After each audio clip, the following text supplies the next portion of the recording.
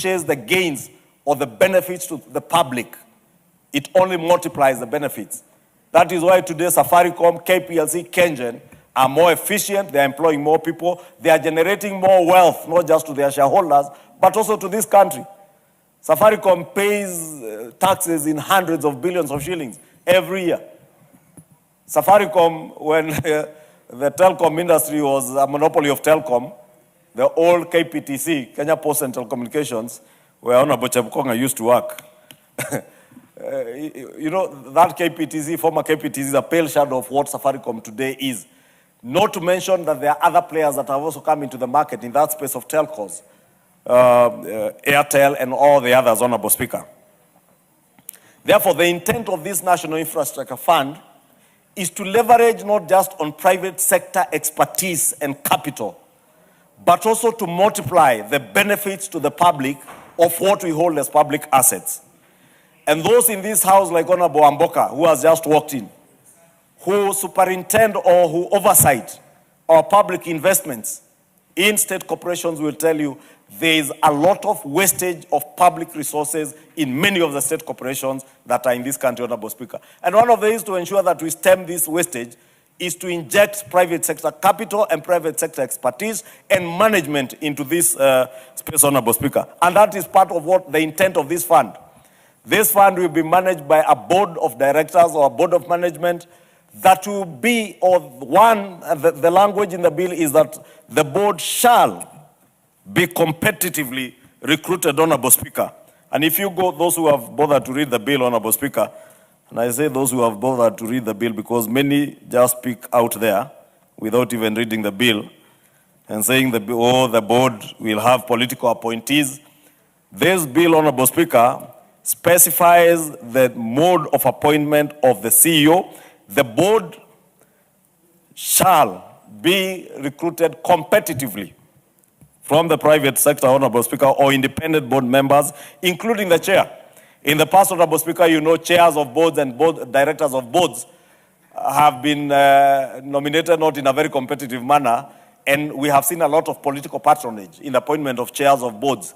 This, both the chair, the CEO, and all the independent directors or board members shall be recruited competitively, Honorable Speaker, to make sure that we have a board, a fund that is being managed in a very prudent manner and in a way that it gives priority to national or public interest, Honorable Speaker, other than political interests. Honorable Speaker, we are not the first nation to do this. And I think it's important to mention case examples, successful case examples of other funds like this that have done well.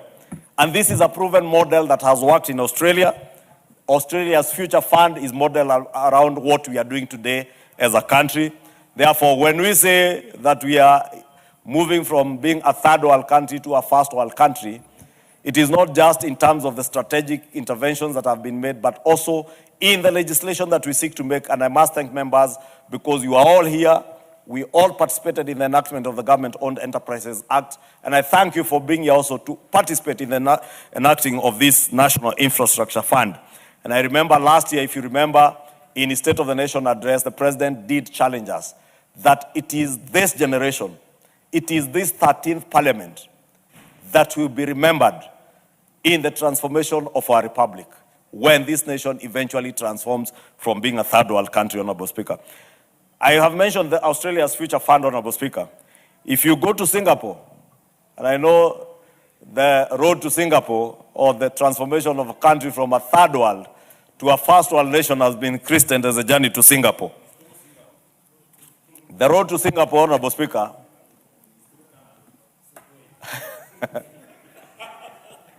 Honorable Speaker, if you can protect me from my young old boy, or the Honorable Clive Gisairo, who attended the Alliance High School years after I left.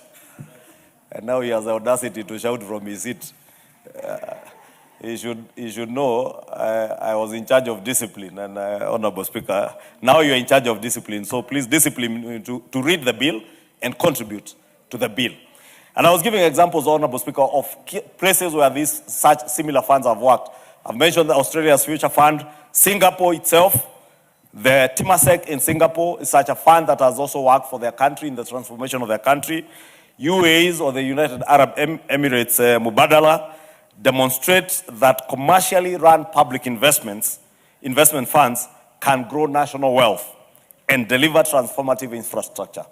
That is the other intent of this bill, Honorable Speaker, that we will have a public investment fund that will not only grow our national wealth, but will deliver on that transformative infrastructure in the development of dams for irrigation, for provision of water, in the provision, generation, distribution, and provision of energy to be able to drive the industrial transformation that we intend to have, Honorable Speaker, which we have spoken for over the years. Honorable Speaker, I have had cases or a story being told of the investment. Almost, I don't know, a few $1 billion investment that was to come to Naivasha. And I wish the member of Naivasha was here. I hear there is a neighbor from Naivasha in Njoro who is behind me, the member for Njoro. The county of Nakuru was to benefit from a project worth billions of dollars in the provision of a data center or the construction and investment of a data center. But the only reason why that project has not taken off, Honorable Speaker, or could not take off, is because we didn't have the energy. And it was built with a huge investment in the geothermal wells in Olkaria, and those in Menengai. Probably we had enough energy to run that data center. But it became clear to the investors and to us as a country that we did not even have a third of the energy that was required. That data center had the potential to employ hundreds of thousands of Kenyans directly and many others indirectly, leave alone the immense FDI or foreign direct investment that would have come into this economy. But we lost that because we didn't have enough energy. It is that investment in generation of energy, distribution of energy that we must put in. It is that investment in that extension of SGR, our ports, both seaports and airports, Honorable Speaker. Look at the opportunity, Honorable Speaker, because every crisis comes with an opportunity, Honorable Speaker. The most efficient of world airlines are in the Gulf region. Qatar Airlines, Etihad, Emirates of this world. Today, they are all grounded for the last 3 or so days. People are stuck in Dubai, others in Europe and elsewhere.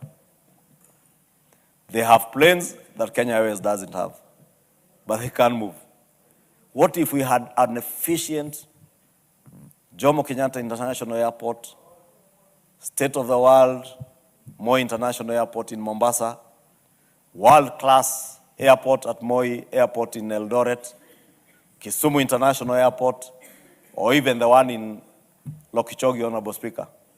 Those are the opportunities that we missed today because we slackened or we delayed in making deliberate, huge infrastructural investments, be it in the development of our roads infrastructure or our sea and airports. But we cannot afford, Honorable Speaker, to wait anymore. We cannot afford, Honorable Speaker, to leave to what many want to tell us, that, I've heard some tell us here that, Mwai Kibaki built one highway called Thika Road that was built at a cost of 28 billion shillings. And forget to tell us that Mwai Kibaki had the pre-2010 constitution. He never had any obligation to send 400 billion shillings every year to counties. And maybe for those who join this house later, than me and my friend Nelson here, or yourself, Honorable Speaker, may not know that this is the 13th, in the 11th Parliament, the then chair of the Budget and Appropriations Committee, fine gentleman, man of God, the Reverend Mutava Musimi, led the Budget and Appropriations Committee then, which was comprised of about 51 members then, around the country auditing the implementation of the 2010 Constitution. And I would invite those who speak for political expediency many a times to speak to the gallery, to take their time, because that report is here in the table office, to go and read that report. Then you will see the dichotomy that is there before the 2010 Constitution and the challenges of administrations that came post the 2010 Constitution, or the administrations in this country that will have to implement the 2010 Constitution. Then you will understand, so that when you are speaking out there to seek cheap publicity, political publicity, Honorable Speaker, that sense may come back to you to speak as a leader, not as a politician. Speak to what is right. Speak to what is good for the country. Because these 4 imperatives that were spoken to us here in the State of the Nation address last year are not national imperatives for one leader or for this parliament. They are national imperatives for this generation of leaders and the next generation of Kenyans and generations to come. And that is why someone once said that politicians look at the next general election. That is why you'll hear people say things that they think will excite the masses for the next election. That is why you'll hear them talk about terms with no agenda, with no plan, with no thinking as to what they have for the country, Honorable Speaker. Order, Honorable Mbui and Undo. It is, Honorable Speaker, Honorable Ondo is very innocent. You know, Honorable Ondo listens to contributions because he makes sensible contributions in the House. It is those who are shouting because they know what they usually shout out there who are shouting. I do not need to name them. They know themselves. It is like those who are celebrating the death of a colleague to make political capital in a rally in Nyahururu. Shame on them, Honorable Speaker. And shame on that person who was also shouting here, Honorable Speaker. Honorable Speaker, this bill or this fund, how will it be financed? And I'm saying this for the benefit of the member for Kajiado North, that this fund will be financed with proceeds from privatization and disposal of government assets. So the proceeds of the IPO of KPC will not go to pay salaries for members of parliament or pay your mileage on a bongoyo. This money will come into this fund. Neither will the proceeds, should this House approve the partial divestiture of Safaricom by the government of Kenya, the money that will be raised will also come into this fund. 2, there will be parliamentary appropriations, and it is you as members of parliament who appropriate money into this fund as a source of fund. And of course, there are also, if you read in the bill, part 4 of the bill, part 6 of the bill, you also see that there also be other monies from any other source provided for or donated or lent to the fund, or even such fees, monies, or assets as may accrue to or be vested in the fund in the course of the exercise of its powers or the performance of its functions under the Act, should it become an Act, or under any other written law. Honorable Speaker, the establishment of this fund will significantly enhance the country's capacity to deliver, as I said, on transformative infrastructure projects in roads, railways, energy, water infrastructure, and other strategic national assets across the country. And Honorable Speaker, for those who have cared to go through the bill, if you read part 4 of the bill, the board of the bill is mandated to develop an investment policy, and it is this investment policy which must be approved by the Cabinet Secretary, and the Cabinet Secretary means the National Treasury Cabinet Secretary. It is this investment policy that will prioritize sectors that are proposed for development to ensure that there is equity across the nation, Honorable Speaker. 2, they will specify the proposed projects and see any existing incomplete projects from the previous investment policy to ensure that if they are proposed new projects, you must first complete any that were in the previous investment policy before you invest in new programs or projects, Honorable Speaker. 4 is also to give the expected rate of return on investment on specific projects. And this is to ensure also that money is prudently and transparently invested and in a way, prudently invested in a way that there is a good return. And therefore, there must be a proper evaluation of the investments that are to be invested in to make sure that you do not deplete this fund.